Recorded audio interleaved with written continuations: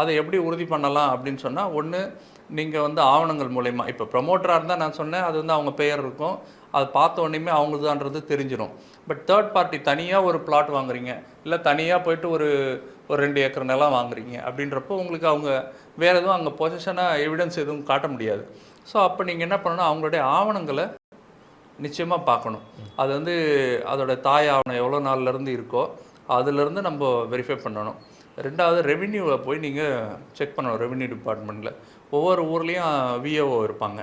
அவங்கக்கிட்ட போய் இந்த நிலம் சம்மந்தப்பட்ட டாக்குமெண்ட்ஸ், அதாவது அடங்கல் காப்பி. அடங்கல் காப்பினா உங்களுக்கு அது என்ன பயிர் வச்சுருந்தாங்க, விவசாய நிலம் வாங்குறீங்கன்னா அது என்ன பயிர் வச்சுருந்தாங்க, யார் வச்சுருந்தாங்க, அந்த ரெக்கார்ட்லாம் அதில் இருக்கும். ஸோ அவங்கக்கிட்ட அந்த இதை வாங்கணும். இன்னொன்று, விற்கிறவரை அவர் கூட்டிகிட்டு நீங்கள் இடத்த போய் பார்க்கணும்.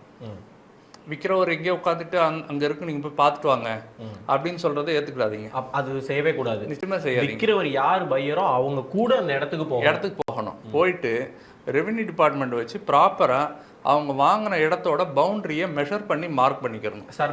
சர்வே பண்ணணும்.